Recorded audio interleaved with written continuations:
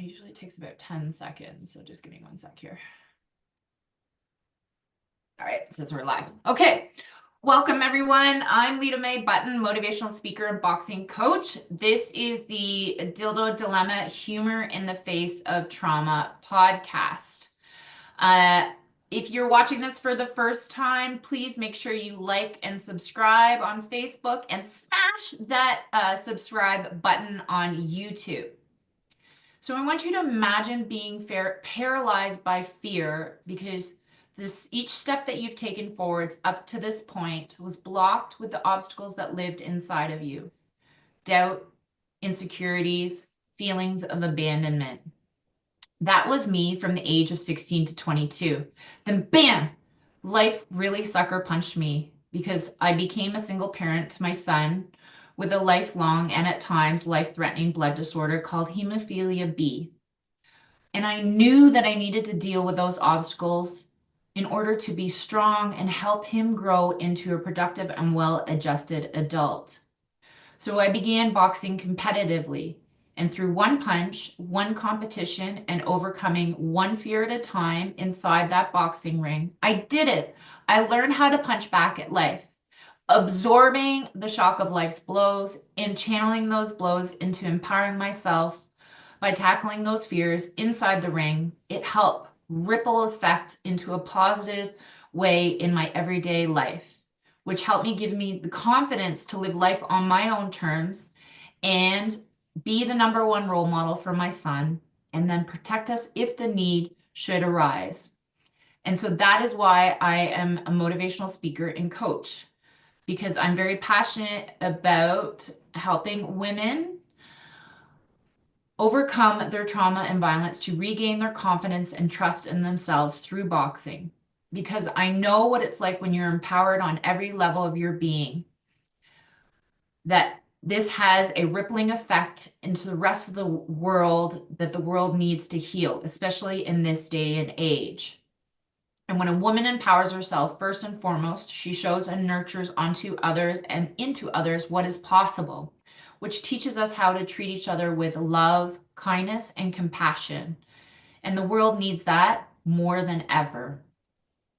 So if you're joining and watching us today, this is the weekly podcast called Dildo Dilemma, Humor in the Face of Trauma. So which is about sharing stories, humor, and boxing to create advocacy, awareness, and most importantly, action taking to help eliminate violence against women in Newfoundland and worldwide. And in case you're wondering, why Newfoundland? Well, 2 reasons.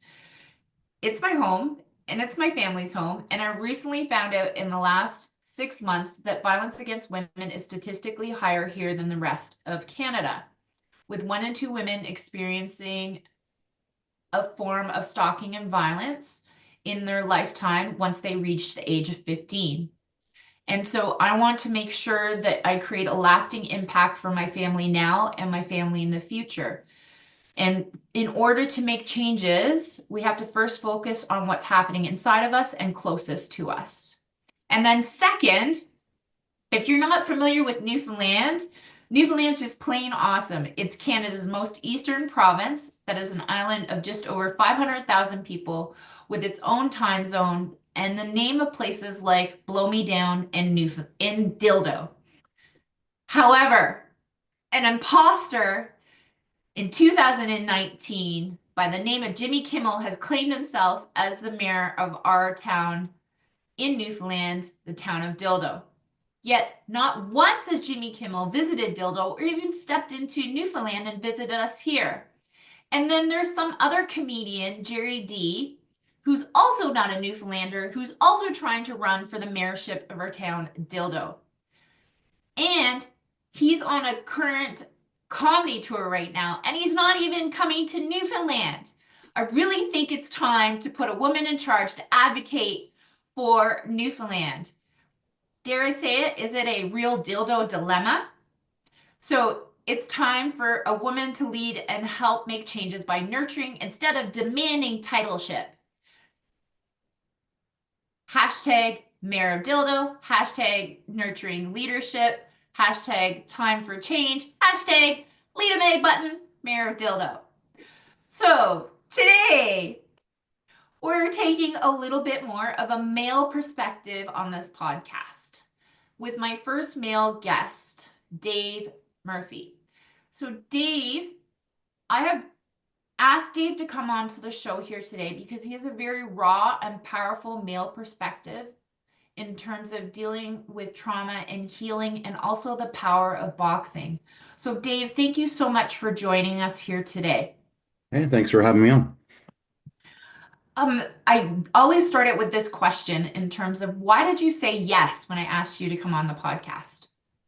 Well, we had crossed paths on the podcaster group, and you had shared your story with me. And of course, with our boxing connection, it hit me and had you on my show, and it went really well. And I'm, of course, I'll come on your show.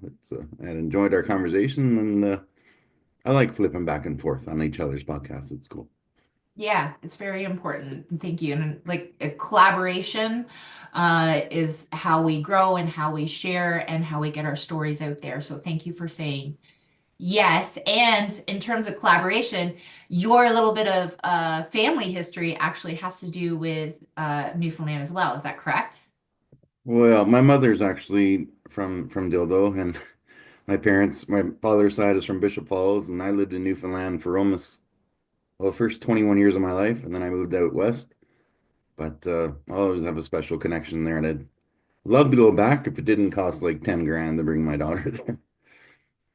Well, one day you never know, You never right? know. Yeah.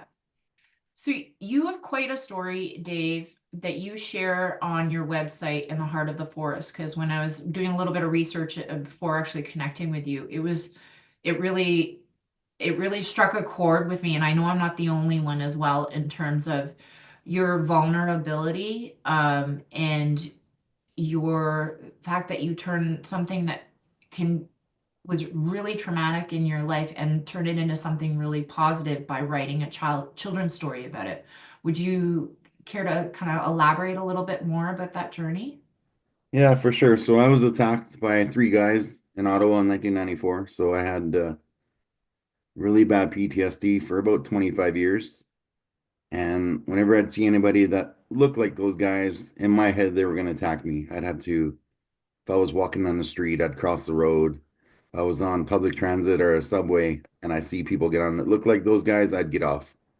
I had a lot of rage inside me, Yeah. and my me and my ex-wife were moving when she was 8 months pregnant, and so I'm lifting boxes up and down stairs by myself on a fourth floor with no elevator, and these three guys that looked just like those guys that did that to me started walking towards me, and I was ready to fight. Thought they were coming to attack me, and they're like, "Do you want some help?" And these three guys helped me move for the next 2 hours, and that was my big wake up call to go get some help.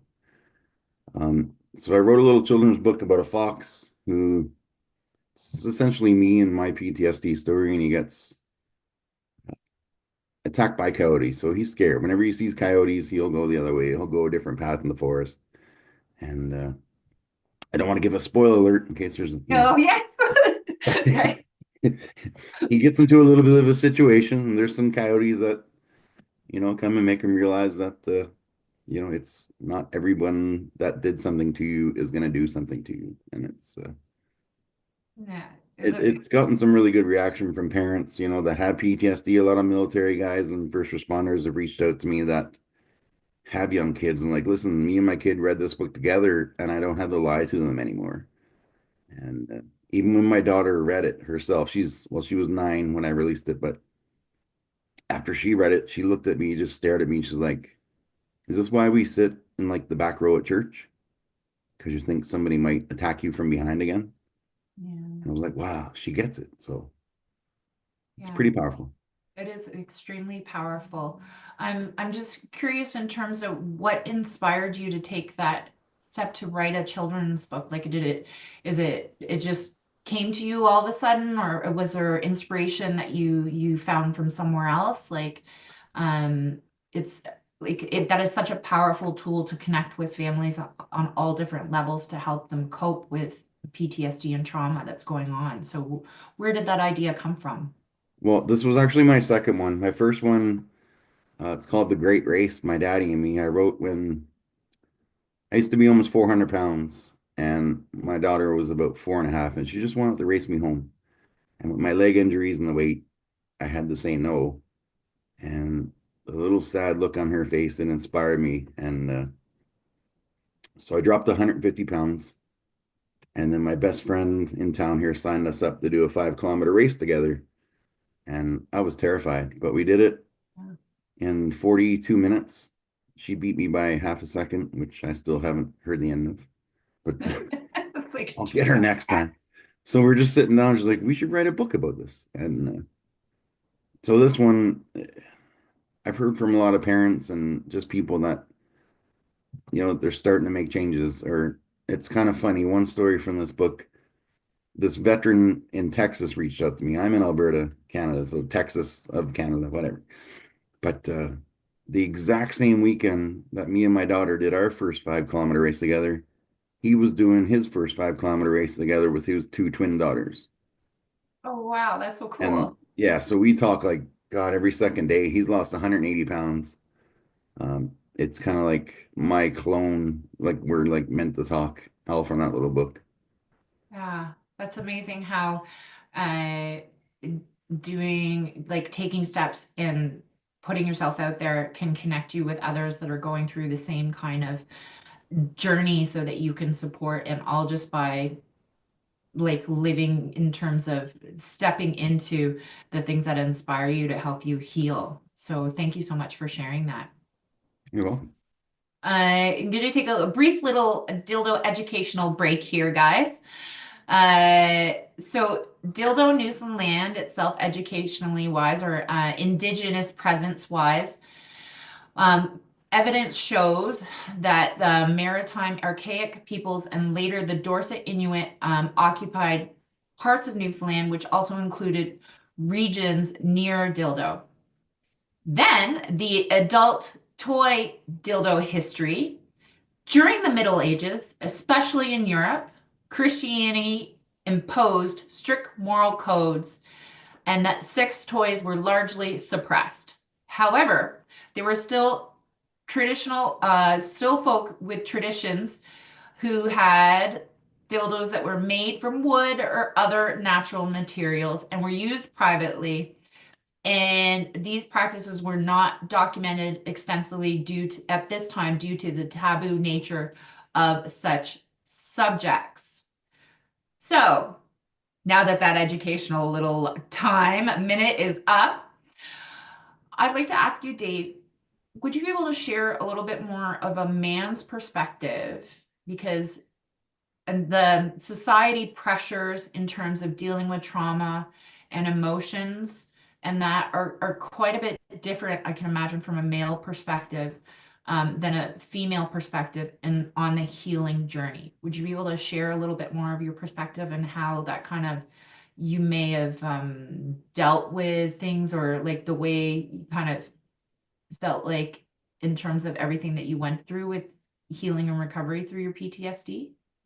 Well, I would say, I mean, this was 1994 um, when this happened. So, and I was pretty young, 19, 20 years old. So there was no social media back then. It was just Mm. when guys don't talk, you're told when stuff happens, just suck it up. Just don't be a pussy. Um, Move on. Just forget about it. Let it go. So, and of course, I was having all these anxiety attacks all the time and just wicked panic attacks. So I drank Yeah. a lot, like 5 to 6 nights a week by the pitcher. And I'd go to karaoke's and stuff and just get wasted and just do crazy things. And everybody thought I was just, a funny guy. And there was no real, I didn't have a lot of friends back then except my bar friends. So, you don't really get a chance to sit down and talk to people at a loud pub where there's a band playing. It's just kind of dealt with it myself and then eventually just got help after I had my run in there with the moving incident. Um, but I do have a lot of close military friends that I met in 2007. I started I had a friend of mine that was over in Afghanistan and they'd opened up a Tim Hortons over there. on the base. And I'm like, are you paying for it? And he's like, yeah. I'm like, no, you're not, not anymore. So I started a little thing to send them over gift certificates. So when I started talking to more and more military guys. And then one of my close friends was the first veteran to post a YouTube video online speaking out about PTSD. And he was with a group called Military Minds. So then that started to encourage others to start to come out. And then we started a little thing called Operation You Are Not Alone. This is long before some of the newer things going on, but so it started to grow. And I mean, now there's a part of so many groups for men's mental health. And since I started my podcast side of it, I got men reaching out to me just inspired by watching other guys. But I also try and go back and forth, male guests, female guests, whatever people, anyone's welcome on my show. But it's starting to change. When I talked to had Michael Landsberg on my show, who was just a mental health champion. He was just an amazing dude. And he's telling me that, people come up to him at the end of the shows. If he's speaking somewhere for an hour, he's speaking after the show for 2 hours, which is people coming up to him, sharing their stories. So it's starting to change, it's good to see. Yeah, the more we talk about these uncomfortable kind of conversations that are very important, because mental health is health.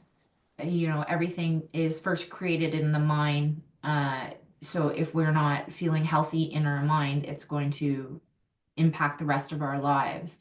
So, I mean, you mentioned in terms of like you don't talk about the feelings and stuff. So what I want to make sure I heard you correctly when you were saying, like, when your military friends, you saw what they were going through, that kind of inspired you, or urged you on to talk more about your situation. Am I hearing that correctly? Well, yeah, like they used to say we're on the same plane, just different sections. So I started talking to those guys because I knew they get it.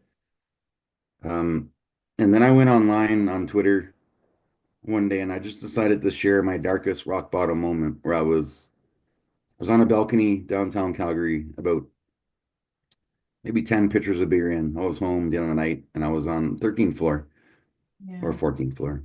But I was just looking over the edge and I'm like, thought to myself, would anyone even give a shit if I leaped off here? So when I posted that online, I said, I've never posted about this moment of weakness before.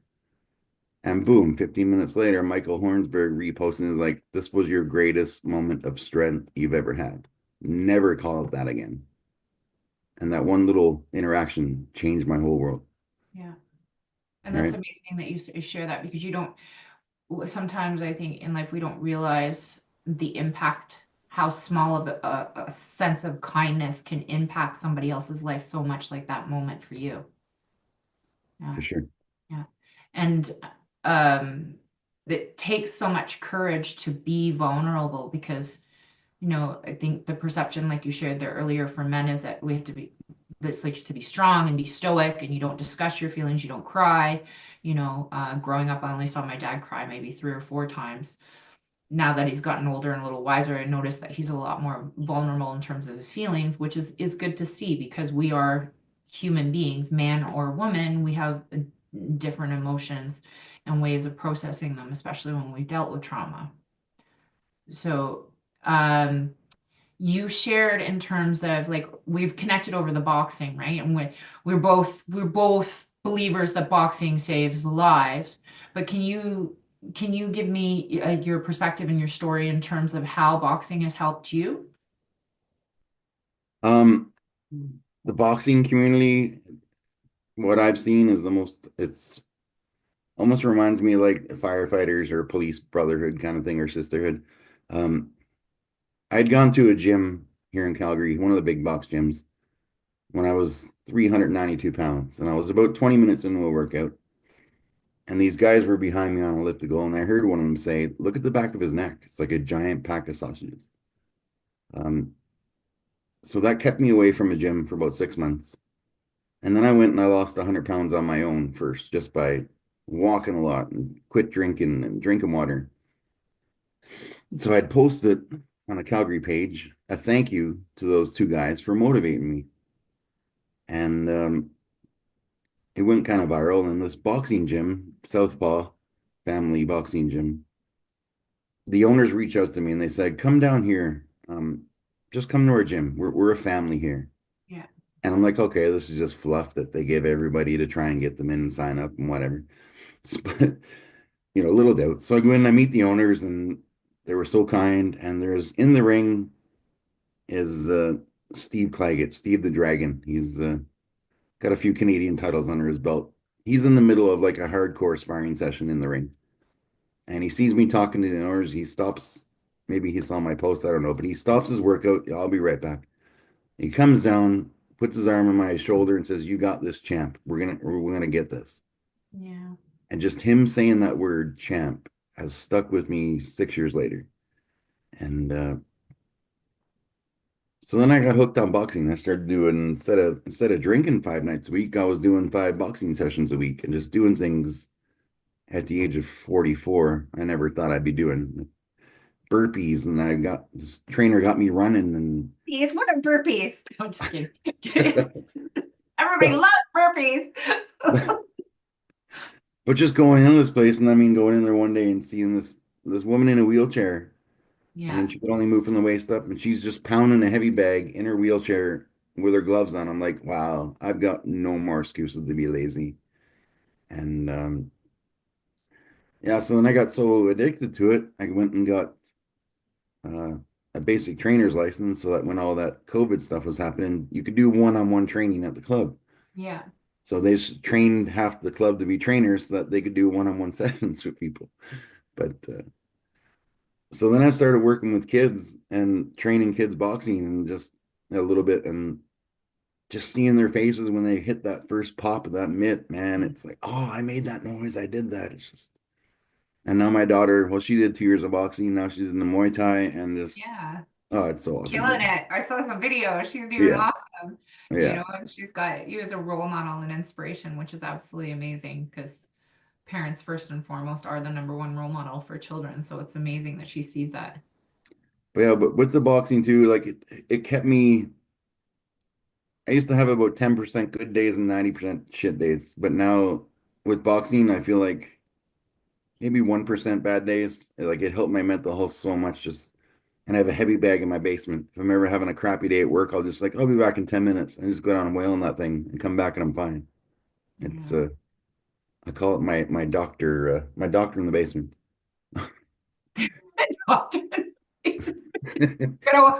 guess you gotta watch the audience that you say that to. Yeah, I guess so. Yes. Yes, the boxing is therapy. Boxing is therapy for sure.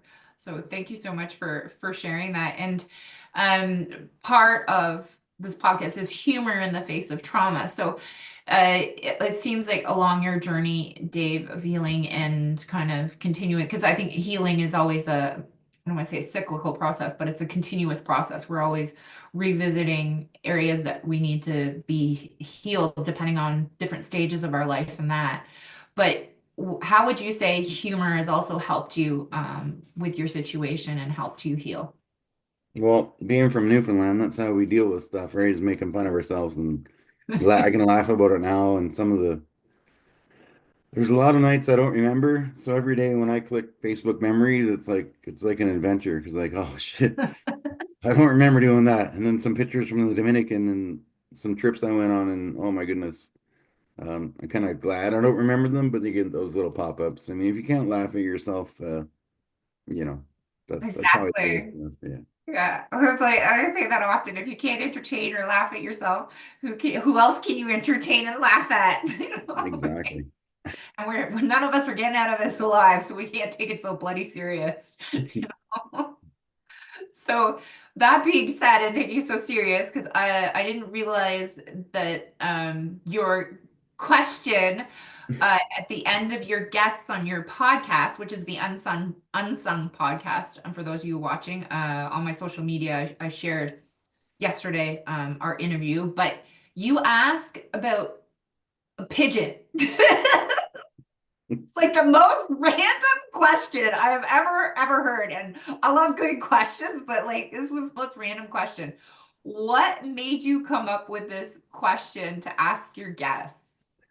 So you know what? I've had some pretty heavy episodes, a lot of addiction and domestic abuse, and just some really dark stories. So at the end of every episode, I'm like, I need to come up with something just as a little icebreaker at the end after the serious talk, just to say, hey, you know what? Let's have a laugh and then close the show.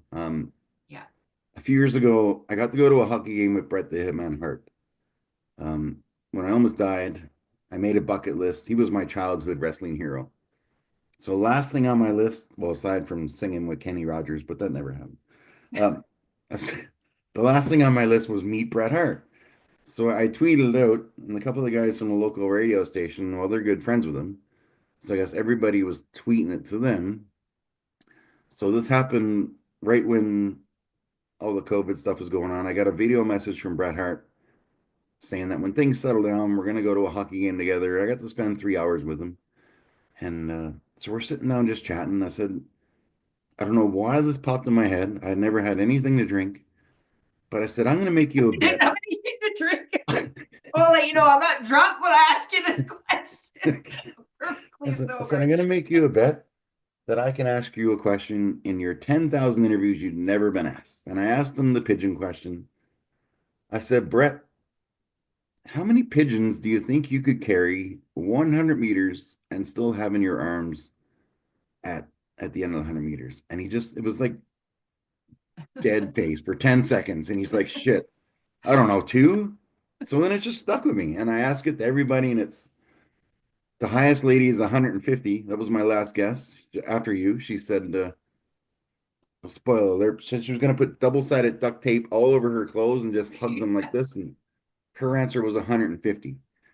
Um, I wonder, I think that would be a whole new kind of like vlog podcast, in terms of how many new competition of how many pigeons that you can hold and different ways of doing it from point A to point B for just my but dream guest to have on my episode is Mike Tyson because I used to thought like he was my other guy. But apparently Michael Landsberg told me he's obsessed with pigeons. Every no, I've heard every that. interview he ever did with them after they finished up, he'd just be like, "So what do you think about pigeons?" So, I mean, there's our connection right there. Like, come on, Mike. We can chat pigeons for an hour. I don't care. Podcast. I love it. I love it. Okay, and speaking of ending in humor, I always do a joke at the end of the podcast Dildo Dilemma Humor in the Face of Trauma because I mean, we gotta take things a little bit lighter. So today's joke is, and feel free to answer if you know, what did the dildo say to the woman at the spa? What did the dildo say to the woman at the spa? I'm not touching that. Relax. I'm here to help you unwind. Oh Wah, boy. wah, wah. Okay. So, Dave, thank you so much for giving us some laughs here this last little bit. But most importantly, let other people know where they can find you in terms of the Unsung podcast. I've posted the website in terms of your children's book because it's a great children's book. Uh, is there any like where can everyone find you and follow along with your amazing story and inspiration and courage? Well, if you just search the On Some podcast on YouTube, I'm in the search now. There was one that had a similar name, but now they're gone because I guess I have so many episodes. It comes up in the search now. But if Dave, my name, Dave, MURYYC is pretty much where I am on everything, Twitter, Instagram. I just started a live mental health open mic on TikTok on Sundays where people come and play songs and just talk and share stories. That's going amazing. That's And awesome. yeah, so if you search the Unsun podcast on Facebook, that's kind of my hub where I link everything together. And yeah, I'm pretty easy to find. Awesome. Thank you so much for sharing so much here today, Dave. So remember everyone that you don't know how you are going to help it impact someone's life when you give them a simple word of compassion and empathy, like Dave has shown us here during this podcast today. And again, everyone, so make sure you like and follow the episode on Facebook and smash that subscribe button on YouTube. I'm motivational speaker and boxing coach Lita Mae Button, making health and fitness fun and easy for you because movement is medicine, health is your wealth, and most importantly, boxing saves lives. The next episode that I have scheduled will be for April, I believe 18th. Okay, but I'll post and everything on that there for everyone for upcoming. Dun dun dun. Okay, thanks again, Dave, for being here, and I hope everybody has an amazing, awesome, rocking Friday and weekend. Ciao. Thank you.